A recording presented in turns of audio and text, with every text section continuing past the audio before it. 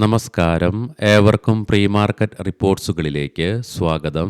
ഇന്ന് ഫെബ്രുവരി 5, 2026 വ്യാഴം. ഇന്ന് സെൻസെക്സിന്റെ ഈ മാസത്തെ ഫസ്റ്റ് വീക്കിലി എക്സ്പയറിയാണ്. ആയതിനാൽ തന്നെ ഇന്ന് മാർക്കറ്റിൽ വോൾട്ടാലിറ്റിയും എക്സ്പെക്ട് ചെയ്യേണ്ടതായിട്ട് വരും. മിനിങ്ങാന്നത്തെ അതിശക്തമായ നേട്ടത്തിന് ശേഷം ഇന്നലെ IT മേഖലയിൽ തളർച്ച അനുഭവപ്പെട്ടെങ്കിൽ കൂടിയിട്ടും ബാക്കി ഒട്ടുമിക്ക മേഖലകൾക്കും നേട്ടത്തിൽ തുടരുവാൻ സാധിച്ചതിന്റെ ഫലമായിട്ട് ഇന്നലെ മാർക്കറ്റ് കൺസോളിഡേറ്റ് ചെയ്യുന്ന കാഴ്ചയാണ് കാണുവാനായിട്ടും സാധിക്കുക.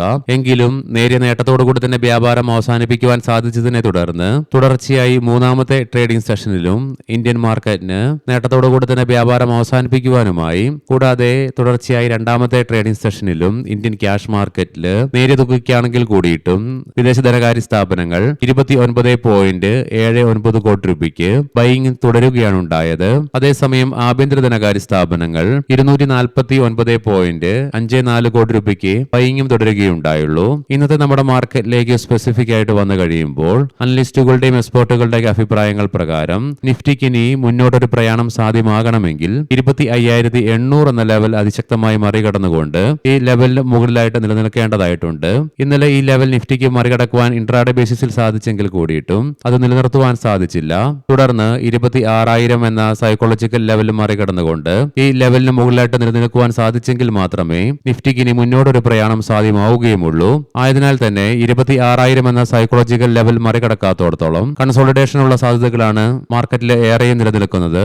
അതേസമയം 25,650 എന്ന ലെവൽ ഇമ്മീഡിയറ്റ് സപ്പോർട്ടായിട്ട് മാറിയേക്കാം. തുടർന്ന് 25,500 എന്ന ലെവൽ സൈക്കോളജിക്കൽ മാത്രമല്ല ക്രൂഷ്യലായതിനാൽ തന്നെ ഈ ലെവൽ നിഫ്റ്റി ഇന്ന് ബ്രേക്ക് ചെയ്യുകയാണെങ്കിൽ ഒരുപക്ഷെ സെല്ലിംഗ് പ്രഷറും അനുഭവപ്പെട്ടേക്കാം. പ്രത്യേകം ശ്രദ്ധിക്കുക, ഇത് ട്രേഡ് റെക്കമെൻഡേഷൻ അല്ല, അനലിസ്റ്റുകളുടെയും എക്സ്പേർട്ടുകളുടെ അഭിപ്രായങ്ങൾ മാത്രമാണ്. എഡ്യൂക്കേഷൻ പേർപ്പസിനു വേണ്ടിയിട്ടാണ് ഈ ലെവലുകൾ വിശദീകരിക്കുകയും ഉണ്ടായത്. Bharti Airtel, Hero Motor Corp, Tata Motors passenger vehicles, LIC, Indian Oil Corporation, Aditya Birla fashion and retail, Berger paints തുടങ്ങി ഒത്തിരിയേറെ പ്രധാനപ്പെട്ട കമ്പനികൾ അവയുടെ Q3 ഏർണിംഗ്സിന്റെ റിസൾട്ടുമായിട്ട് റിലീസിനായിട്ട് ഇന്ന് ലൈനപ്പ് ചെയ്തിട്ടുണ്ട്.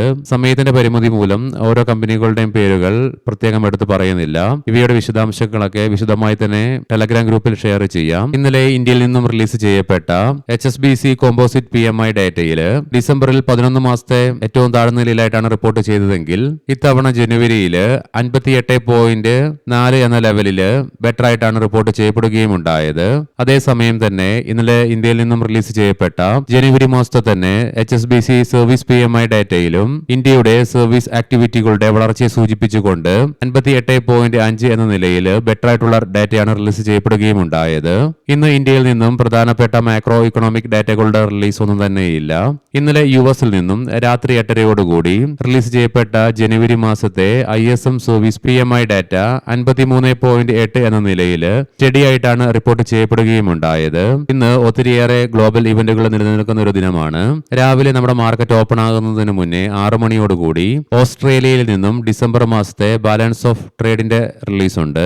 പിന്നീട് വൈകുന്നേരം നമ്മുടെ മാർക്കറ്റ് അടച്ചതിന് ശേഷം 5:30 UK നിന്നും ബാങ്ക് ഓഫ് ഇംഗ്ലണ്ടിന്റെ ഇൻട്രസ്റ്റ് റേറ്റ് ഡിസിഷൻ വരാനിരിക്കുന്നു. വൈകുന്നേരം 6:45 യൂറോപ്പിൽ നിന്നും ECB ഇൻട്രസ്റ്റ് റേറ്റ് ഡിസിഷനും ഡിപ്പോസിറ്റ് ഫെസിലിറ്റി റേറ്റിന്റെയും റിലീസ് ഉണ്ട്. തുടർന്ന് 7:15 തന്നെ ECB പ്രസ് കോൺഫറൻസും നടക്കാനിരിക്കുന്നു. വൈകുന്നേരം 8:30 US നിന്നും ഡിസംബർ മാസത്തെ ജോബ് ഓപ്പണിംഗ് ഡാറ്റയുടെ റിലീസും നടക്കാനുണ്ട്. ഇവയൊക്കെയാണ് ഇന്ന് നിലനിൽക്കുന്ന പ്രധാനപ്പെട്ട ഗ്ലോബൽ ഇവന്റുകളും. ലീഡിംഗ് ആയ ADR സ്റ്റോക്സിൽ ആക്സിസ് ബാങ്ക് ADRന് 1.5%, ഇൻഫോസിസ് ADRന് 3.35% നഷ്ടത്തോടുകൂടി വ്യാപാരം അവസാനിപ്പിക്കേണ്ടി വന്നപ്പോൾ വിപ്രോ ADRന് ഫ്ലാറ്റ് ആയിട്ടും ഡോക്ടർ റെഡ്ഡീസ്, HDFC ബാങ്ക് ADRകൾക്ക് 1%-ലേറെയും ICICI ബാങ്ക് ADRന് 1.5%-ലേറെയും നേട്ടത്തോടുകൂടി തന്നെ വ്യാപാരം അവസാനിപ്പിക്കുവാനും സാധിച്ചു. ഇനി നമുക്ക് ഗ്ലോബൽ മാർക്കറ്റുകൾ പരിശോധിക്കാം. തുടർച്ചയായി ഇന്നലെ രണ്ടാമത്തെ ട്രേഡിംഗ് സെഷനിലും US മാർക്കറ്റിൽ S&P 500നും നാസ്ഡാക്കിനും നഷ്ടത്തോടുകൂടി തന്നെ വ്യാപാരം അവസാനിപ്പിക്കേണ്ടതായിട്ടും വന്നു. S&P 500 0.5%-അടുത്തും നാസ്ഡാക്കിന് 1.5%-അടുത്തുമാണ് നഷ്ടം നേരിടേണ്ടതായിട്ടും വരുവാൻ വരികയുണ്ടായത്. എങ്കിലും ഡോ ജോൺസ് ഫ്യൂച്ചർ നിലവിൽ നേരിയ നേട്ടത്തിലാണ് വ്യാപാരത്തിൽ തുടർന്നുകൊണ്ടിരിക്കുന്നതും. യൂറോപ്യൻ മാർക്കറ്റ്സിൽ UK മാർക്കറ്റിന് 1% ഫ്രാൻസ് മാർക്കറ്റിന് 1%ന്റെയും നേട്ടത്തോടുകൂടി തന്നെ വ്യാപാരം അവസാനിപ്പിക്കുവാൻ സാധിച്ചപ്പോൾ ജർമ്മൻ മാർക്കറ്റിന് 0.25% നഷ്ടത്തോടുകൂടിയും വ്യാപാരം അവസാനിപ്പിക്കേണ്ടതായിട്ടും വന്നു. നിലവിലെ ഗിഫ്റ്റ് നിഫ്റ്റിയുടെ ഇൻഡിക്കേഷൻ പ്രകാരം പോസിറ്റീവായിട്ടുള്ള ഒരു ഓപ്പണിംഗ് ആണ് ഇന്ന് നമ്മുടെ മാർക്കറ്റിൽ എക്സ്പെക്ട് ചെയ്യുവാനായിട്ട് സാധിക്കുക. ഏഷ്യൻ മാർക്കറ്റ്സിലേക്ക് വരുമ്പോൾ ജപ്പാൻ മാർക്കറ്റ് നേരിയ നേട്ടത്തോടുകൂടി വ്യാപാരം ആരംഭിച്ചപ്പോൾ കൊറിയൻ മാർക്കറ്റ് 1.5%-ലേറെ നഷ്ടത്തോടു കൂടിയിട്ടാണ് ഇന്ന് വ്യാപാരം ആരംഭിച്ചിരിക്കുന്നതും. ബ്രന്റ് ക്രൂഡിന്റെയും ക്രൂഡ് ഓയിലിന്റെയും വിലയിൽ 1% ഇടിവാണ് നിലവിൽ അനുഭവപ്പെടുന്നത്. അതേസമയം ഗോൾഡിന്റെ വിലയിൽ 1% ഉയർച്ചയും അനുഭവപ്പെടുന്നുണ്ട്. ബ്രന്റ് ക്രൂഡിന്റെ വില $64.76 പെർ ബാരൽ എന്ന നിലയിലായിട്ടും ക്രൂഡ് ഓയിലിന്റെ വില $64.50 പെർ ബാരൽ എന്ന നിലയിലുമായിട്ടാണ് വ്യാപാരം നടന്നുകൊണ്ടിരിക്കുന്നത്. ഗോൾഡിന്റെ വില വീണ്ടും 5000 എന്ന സൈക്കോളജിക്കൽ ലെവൽ മറികടന്നുകൊണ്ട് $5016.82 പെർ ഔൺസ് എന്ന നിലയിലായിട്ടാണ് വ്യാപാരം നടത്തിക്കൊണ്ടിരിക്കുന്നതും. ഇനി നമുക്ക് സ്പെസിഫിക് ആയിട്ട് നിഫ്റ്റിയുടെയും ബാങ്ക് നിഫ്റ്റിയുടെയും ടെക്നിക്കൽസിലേക്ക് പ്രവേശിക്കാം. നിഫ്റ്റിയുടെ PCR 0.96 എന്ന നിലയിലും മാക്സ് പെയിൻ 25,750 എന്ന ലെവലിലുമായിട്ട് നിലകൊള്ളുന്നു. മിനിങ്ങന്നത്തെ അതിശക്തമായ നേട്ടത്തിനു ശേഷം ബ്രത്തർ ടൈപ്പ് പാറ്റേണിനെ സൂചിപ്പിച്ചുകൊണ്ട് ലോവർ ഷാഡോയോട് കൂടിയിട്ടുള്ള ബുള്ളിഷ് ക്യാൻഡിലാണ് നിഫ്റ്റിയുടെ ഡെയിലി ചാർട്ട്സിൽ നിന്നും ദൃശ്യമാകുന്നത്. മാത്രമല്ല നിഫ്റ്റിക്ക് അതിന്റെ എല്ലാ കീ മൂവിംഗ് ആവറേജുകളുടെ മുകളിലായിട്ടും വ്യാപാരം അവസാനിപ്പിച്ച് തുടരുവാനും സാധിച്ചതിന്റെ ഫലമായിട്ട് ഷോർട്ട് ടൈം മൂവിംഗ് ആവറേജുകൾ മാത്രമല്ല മീഡിയം ടേം മൂവിംഗ് ആവറേജും അപ്വേർഡ് ട്രെൻഡ് നിലനിർത്തുകയുണ്ടായി. RSIയിലും ഉയർച്ച രേഖപ്പെടുത്തിയതിനെ തുടർന്ന് 54.61 എന്ന ലെവലിലേക്കും എത്തിച്ചേർന്നു. വീക്കിലി ഓപ്ഷൻസ് ഡാറ്റ പ്രകാരം 26,000 എന്ന സ്ട്രൈക്കിലാണ് കോൾ സൈഡിലേക്ക് ഏറ്റവും കൂടുതൽ ഓപ്പൺ ഇൻട്രസ്റ്റ് കാണുവാനായിട്ട് സാധിക്കുക. എങ്കിലും 25,800 എന്ന സ്ട്രൈക്കിലായിട്ടാണ് നിലവിൽ ഏറ്റവും കൂടുതൽ കോൾ റൈറ്റിംഗും കാണുന്നത്. 25,800 എന്ന സ്ട്രൈക്കിലാണ് അതേസമയം പുട്ട് സൈഡിലേക്ക് ഏറ്റവും കൂടുതൽ ഓപ്പൺ ഇൻട്രസ്റ്റ് കാണുവാനായിട്ട് സാധിക്കുന്നതെങ്കിലും 25,700 എന്ന സ്ട്രൈക്കിലായിട്ടാണ് ഏറ്റവും കൂടുതൽ പുട്ട് റൈറ്റിംഗ് നിലവിൽ കാണുക.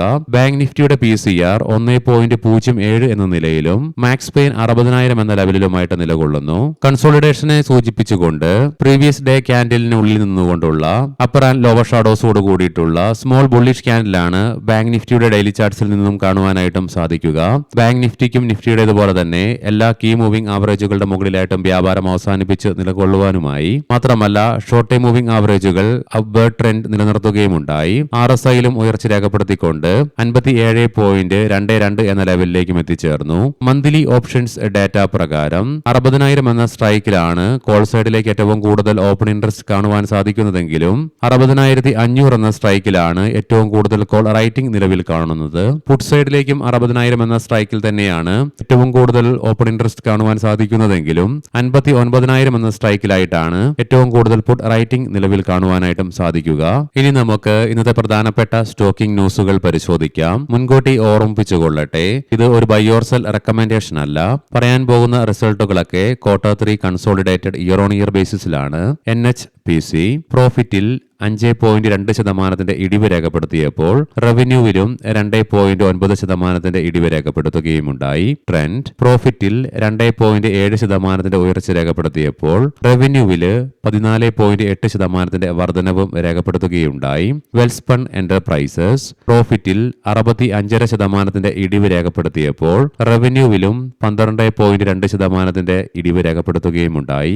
ബജാജ് ഹോൾഡിംഗ്സ് ആൻഡ് ഇൻവെസ്റ്റ്മെന്റ് പ്രോഫിറ്റിൽ 15.3% വളർച്ച രേഖപ്പെടുത്തിയപ്പോൾ റവന്യൂവില് 127.6% കുതിച്ചുചാട്ടവും നടത്തുകയുണ്ടായി. കുമ്മിൻസ് ഇന്ത്യ പ്രോഫിറ്റിൽ 13% ഇടിവ് രേഖപ്പെടുത്തിയപ്പോൾ റവന്യൂവിലും 1.3% ഇടിവ് രേഖപ്പെടുത്തി. ഫോഴ്സ് മോട്ടേഴ്സ് പ്രോഫിറ്റിൽ 252.1% ഉയർച്ച രേഖപ്പെടുത്തിയപ്പോൾ റവന്യൂവിലും 12.7% വർധനവ് രേഖപ്പെടുത്തുകയുണ്ടായി. അപ്പോളോ ടയേഴ്സ് പ്രോഫിറ്റിൽ 39% ഉയർച്ച രേഖപ്പെടുത്തിയപ്പോൾ റവന്യൂവിലും 11.8% വർധനവ് രേഖപ്പെടുത്തി.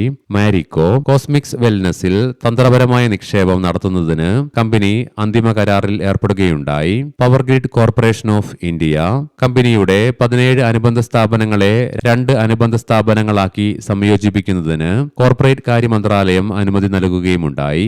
സ്റ്റെർലൈറ്റ് ടെക്നോളജീസ് ഫണ്ട് സമാഹരണം പരിഗണിക്കുന്നതിനായി ഫെബ്രുവരി 7 ഏഴിന് ബോർഡ് യോഗം ചേരും. ഏവർക്കും നല്ല ഒരു ട്രേഡിംഗ് ദിനം ആശംസിക്കുന്നു. വൈകുന്നേരം പോസ്റ്റ് മാർക്കറ്റ് റിപ്പോർട്ട്സുമായി കണ്ടുമുട്ടാം. നന്ദി, നമസ്കാരം.